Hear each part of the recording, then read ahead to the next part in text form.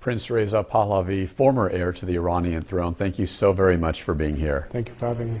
As you look around Southern California, this mass exodus of Persians, specifically to Los Angeles and Orange County, in the estimates of well over the hundreds of thousands, what do you think of all of these Persians here? The fact that Los Angeles became a great magnet was rather interesting in the beginning, and I think a lot of it was due in part for Iranians who had some kind of a foothold here, either because they were students or they were maybe having some business, and that attracted immediately the rest of their shattered families that somehow regrouped. And I think climate-wise, it's not too distant from what most of our country looks like.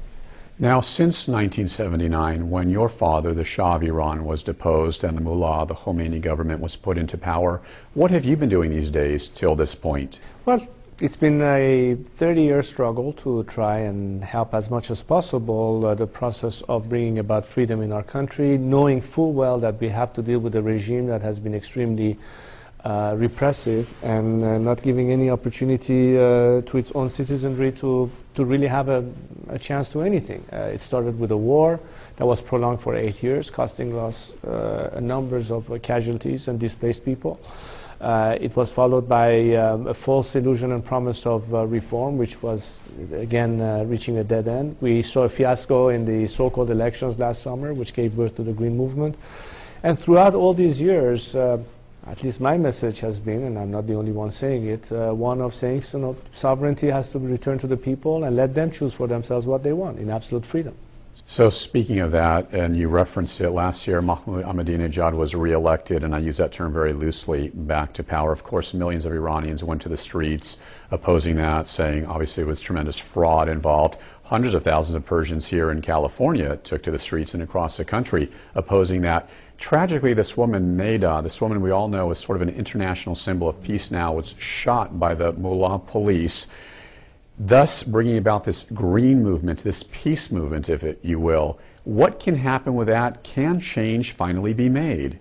Well, I always believe that there's no force more powerful than that of the people that are committed and resolute in fighting, even if it means putting their lives on the line, which has been the case, as we have all witnessed.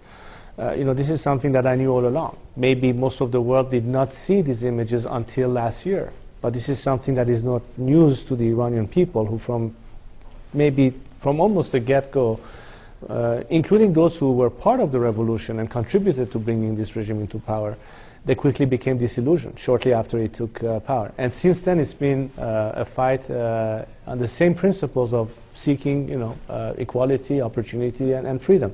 Now, I think the opportunity is quite real, for a number of reasons. The regime's mask has been revealed, its legitimacy is practically gone, either on the religious side or political side. And the new generation that you see today fighting so bravely in the streets have had tremendous amount of opportunities to reflect on the recent history of our country, where they want to be, what is the true meaning of freedom and opportunity or lack thereof, and the price for freedom that has to be paid in collective action. And I think this is a very valuable lesson, despite the tragedy that our country had to face. Then for that to happen, how does one remove a fundamentalist, radical, oppressive, Islamic right-wing regime? How do you get those folks out of power? What will it take? Well, I'm an advocate of nonviolence and civil disobedience as the preferred method of defiance of a regime. And history has shown us that even the most brutal regimes and dictatorial regimes at the end crumble. What's important, however, is not whether or not we can succeed by means of civil disobedience. What's important is that most civil disobedience movements that we have witnessed in recent decades have not been successful without some kind of help from the international community. We have seen change in Eastern Europe, we've seen change in Latin America, we've seen some degree of change in Asia, and I think Iran is no exception to that norm.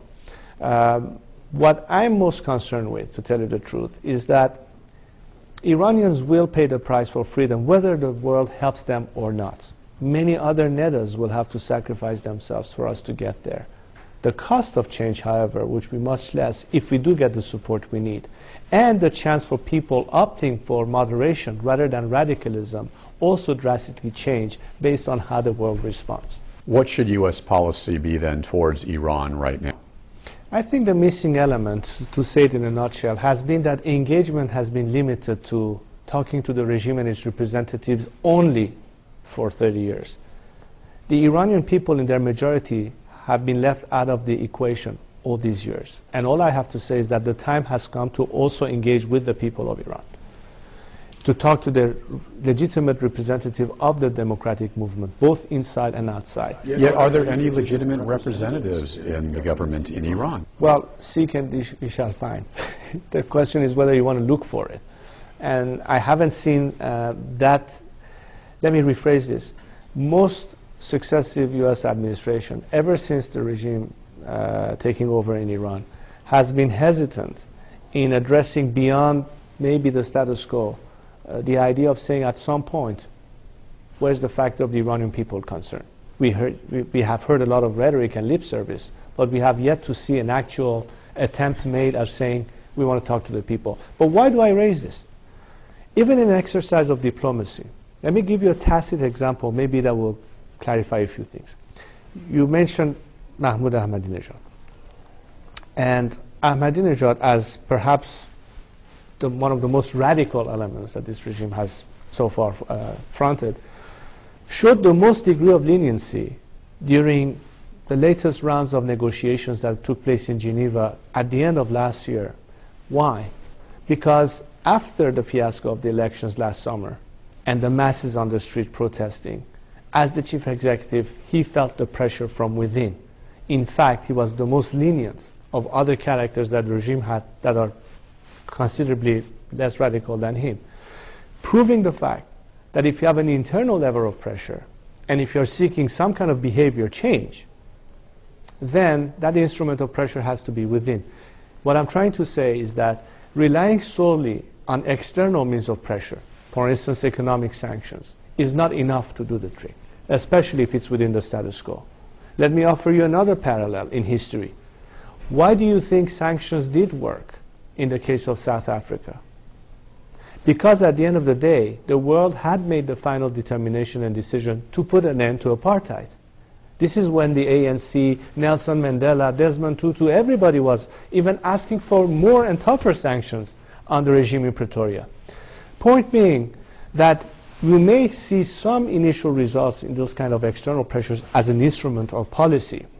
But if it's going to be based on only that long term, it will not necessarily help the case beyond a certain point. Iran continues to claim that its nuclear proliferation is for energy. Obviously, the Western world believes that it's for a wartime convenience. What are your thoughts on that? Well, I will just ask a very simple